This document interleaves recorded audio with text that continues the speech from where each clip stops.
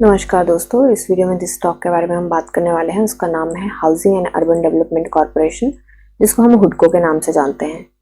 ये स्टॉक जो है 196 के प्राइस पे ट्रेड कर रहा है एंड सैटरडे को इसने 0.77% का अप मूव दिया था। मार्केट कैप है इसकी 39,217 करोड़ की। प्रमोटर होल्डिंग है इसकी 75.20।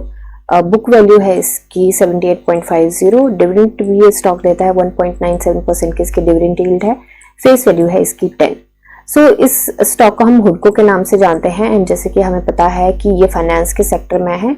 Housing and urban development corporation ये बेसिकली रियल एस्टेट के फाइनेंस के सेक्टर में है। अभी के लिए देखिए, फंडामेंटल वीडियो मैं ऑलरेडी बना चुकी हूँ, प्लेलिस्ट में ऐड कर दूंगी, आप देख सकते हैं। वेरी फर्स्ट वीडियो में फंडामेंटल्स एक्सप्लेन किए हैं। अभी के लिए देखें तो स्टॉक 50 एंड 200 EMA से ऊपर ट्रेड करा है, जो कि एक अच्छी बात है। पी मीडियम से छोटू से ऊपर है, थोड़ा सा कॉन्शियस रहने की ऑफकोर्स जरूरत है। सेल्स एंड मार्जिन की बात करें तो ग्रॉस प्रॉफिट मार्जिन काफी अच्छे तरीके से इंटैक्ट है। Sales quarter on quarter increase हो रही है। अभी आ गए हम चार्ट पे। चार्ट की बात करें तो देखिए, इसने अपनी रैली में 175% के आसपास के मूव दिए थे एंड उसके बाद ये कंसोलिडेट हुआ, थोड़ा करेक्ट भी हुआ, फिर ऊपर आया, फिर तब से कंसोलिडेट कर रहा है। अभी एंट्री की बात करें तो एंट्री की बात करने से पहले हम चलेंगे BSE पे। Housing urban and development corporation price band है 10% का एंड ऐसा कोई न्यूज है नहीं जिसकी वजह से कोई प्राइस में किसी भी तरीके का इफेक्ट पड़े। हालांकि पिछले कुछ दिनों में यहाँ पे न्यूज आई थी कि इसके NVCC के साथ भी एग्रीमेंट MOU साइन हुआ है। NVCC के पास काफी बड़े प्रोजेक्ट्स आए हैं, तो फाइनेंस तो ऑफकोर्स कोई ना कोई करेगा ही। तो IFCI के साथ इनका हुआ है फाइनेंस के लिए एंड हुडको के साथ हुआ है। तो ये दोनों जो है वो इसके फाइनेंस के स्टॉक्स हैं। अभी के लिए देखें तो ये कैंडल हम इग्नोर करेंगे क्योंकि सैटरडे की 2 घंटे के लिए जो ट्रेडिंग सेशन ओपन था उसकी कैंडल है। डिस्कस जरूर करेंगे बट इग्नोर करेंगे। तो अभी के लिए देखें तो इसको थोड़ा सा हम जूम करके देखते हैं।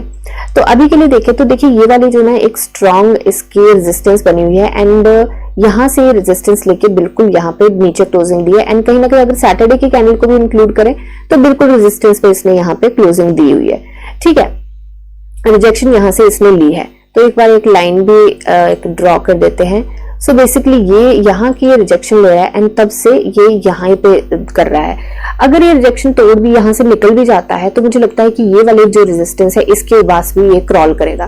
तो थोड़ा सा मुझे लगता है कि ये 190 और 207 के बीच में, 190 एंड ये बनता है 207, तो मुझे लगता है 190 या इनफैक्ट ये यहाँ से नहीं, इसके नीचे से ही ये लेगा रेजिस्टेंस। यहाँ इसके आसपास ये रेजिस्टेंस मुझे लगता है लेगा। तो 190 एंड ये 198 एंड 206 के बीच में मुझे लगता है कि ये कंसोलिडेट कर सकता है थोड़े दिनों तक।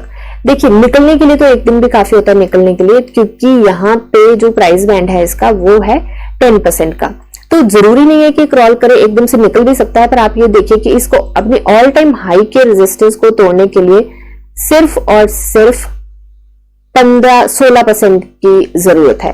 तो 2 दिन में भी अपनी रेजिस्टेंस तोड़ के ऑल टाइम हाई को तोड़ के निकल सकता है। पर ये स्टॉक्स पहले ही काफी भाग चुके हैं, तो कायदे से देखा जाए तो कंसोलिडेट होना काफी जरूरी है। एंड RSI की बात करें, बिल्कुल टेक्निकल तरीके से बात करें तो एंट्री की बात करते हैं हम। तो देखिए, फ्राइडे को जो वॉल्यूम आया था वो आया था 6 मिलियन का एंड थर्सडे को जो वॉल्यूम आया था वो 15 मिलियन का। उससे पहले जो वॉल्यूम आया था वो 15 मिलियन का।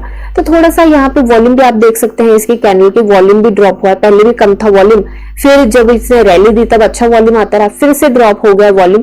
तो मुझे लगता है कि यहाँ पे शॉर्ट टर्म के लिए मैं थोड़ी सी एंट्री नहीं बनाती, थोड़ा मैं वेट करती। हालांकि यहाँ पे मुझे sign I think up move के साथ ही मिलने वाला है कि स्मूथ मूविंग एवरेज को RSI की लाइन कट करने वाली है और काफी सारा प्ले ग्राउंड है RSI के पास यहाँ पे मूव करने के लिए। बट मुझे लगता है कि जब इस रेजिस्टेंस को क्रॉस कर लेगा, ये वाली जो है 197.5 है, मतलब 198 को क्रॉस कर लेगा, तो मुझे लगता है कि शॉर्ट टर्म के लिए भी फिर हम एंट्री बना सकते हैं। तो लाइव मार्केट में हमें इस चीज का ध्यान रखना पड़ेगा कि अच्छे वॉल्यूम के साथ अगर ये 198 के ऊपर सस्टेन करता है तो मुझे लगता है शॉर्ट टर्म के लिए भी एंट्री बना सकते हैं। लॉन्ग टर्म के लिए तो एंट्री, जो फंडामेंटली स्ट्रॉन्ग स्टॉक होते हैं, तो मुझे लगता है कि उनके लिए entry banana every time is good time, क्योंकि कुछ रुपए का इतना ज्यादा फर्क नहीं पड़ता जब आप लॉन्ग टर्म के लिए होल्ड करते हैं। यहाँ मैं लॉन्ग टर्म की बात कर रही हूँ, ज्यादा 3 महीने की बात कर रही हूँ एंड 1 साल की बात कर रही हूँ। तो 3 महीने के लिए तो मुझे लगता है कोई इतना बड़ा मायने नहीं रखता अगर यहाँ से हम एंट्री बना ले। हालांकि मुझे लगता है कि थोड़ा सा यहाँ पे कंसोलिडेट और होना चाहिए, क्योंकि कंसोलिडेट होगा, RSI थोड़ी सी ठीक होगी, फिर जब ये मूव देगा तो मुझे लगता है कि इसके पास काफी सारा प्लेग्राउंड होगा RSI के पास मूव करने के लिए, एंड इसको भी एक यहाँ पे स्ट्रॉन्ग बेस मिल जाएगा। वैसे इसका स्ट्रॉन्ग बेस बन भी चुका है, यहाँ पे काफी स्ट्रॉन्ग सपोर्ट इसका बन चुका है, बट अगर इस सपोर्ट से नीचे गया तो फिर दिक्कत की बात है। तो मुझे लगता है यहीं पे कंसोलिडेट करेगा। ठीक है, तो शॉर्ट टर्म की एंट्री का मैंने आपको बता दिया कि मैं शायद लाइव मार्केट में देखूंगी, एंड लॉन्ग टर्म की एंट्री मुझे लगता है यहाँ पे मैं बना लेती। एंड अगर ये थोड़ा सा और नीचे जाता है तो मैं पर इतने ज्यादा चंक से नहीं बनाती कि अगर थोड़ा सा और नीचे गया तो मैं एवरेज आउट कर लूंगी, अगर कंसोलिडेट हुआ तो थोड़ा सा ऊपर जाते टाइम फिर से बना लूंगी।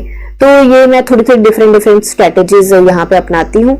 सो ये सिर्फ मेरी एनालिसिस है, बाय सेल होल्ड की कोई रिकमेंडेशन नहीं। आप अपनी एनालिसिस कीजिए, जानिए समझिए पढ़िए और फिर इन्वेस्ट करिए। मिलते हैं नेक्स्ट वीडियो में, तब तक के लिए शुक्रिया एंड हैप्पी इन्वेस्टिंग।